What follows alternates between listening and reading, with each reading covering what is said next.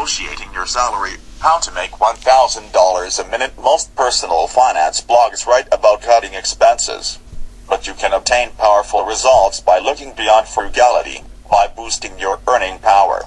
One of the best ways to increase your income is at the source, during salary negotiations, either when you land a job or during a performance review. This can be scary. For many people, salary negotiations are an awkward thing. I was discussing this subject recently with my friend Michael, who runs the Career Development Office at Western Oregon University. He takes pride in helping students get good jobs with good salaries.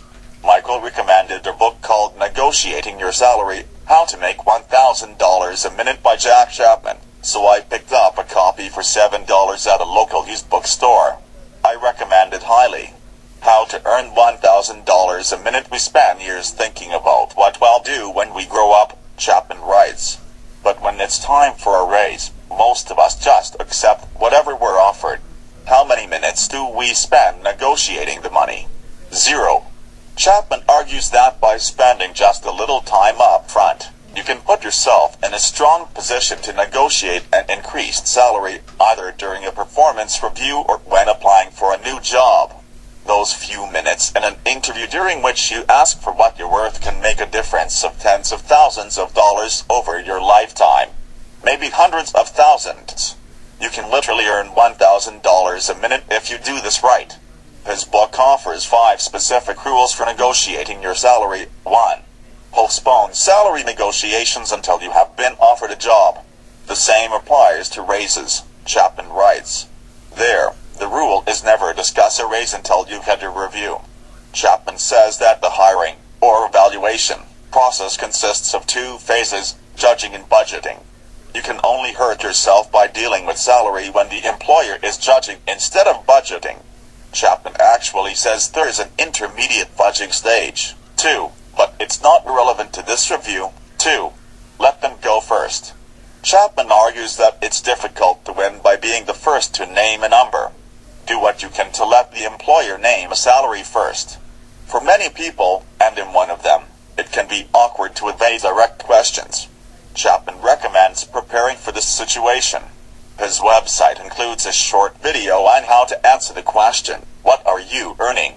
or "What are your salary expectations?" See also Penelope Trunk's advice on how to answer the toughest interview question. 3. When you hear the offer, repeat the top value, and then be silent. The most likely outcome of this silence is a raise, Chapman writes.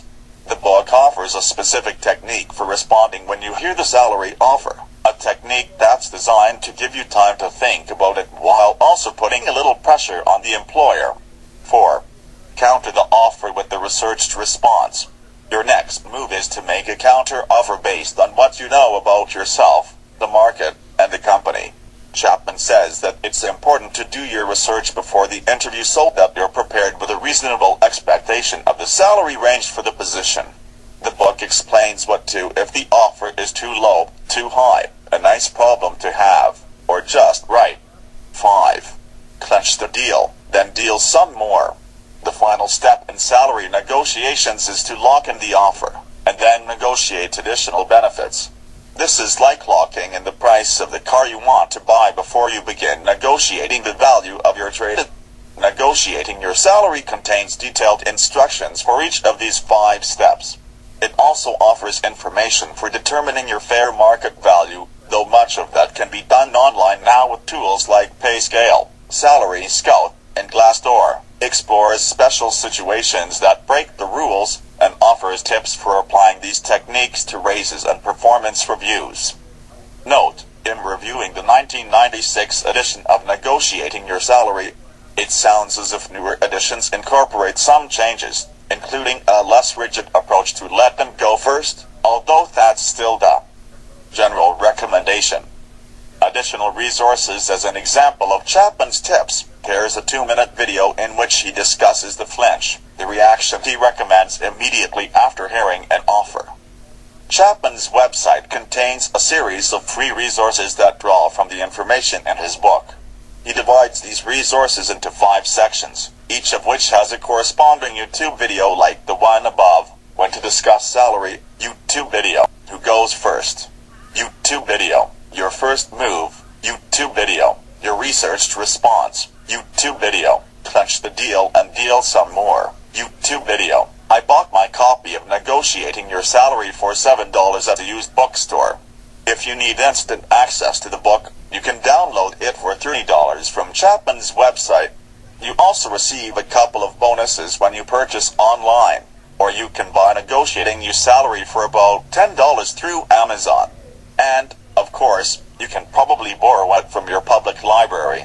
Although my county library system only has one copy, it may sound as if Jack Chapman has paid me money to pitch his book. He had. I've never communicated with him. But I don't think people spend enough time looking for ways to boost their income.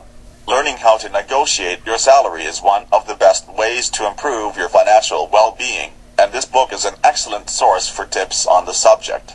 For more information on this subject, check out 4 Tips for Salary Negotiation from Penelope Trunk.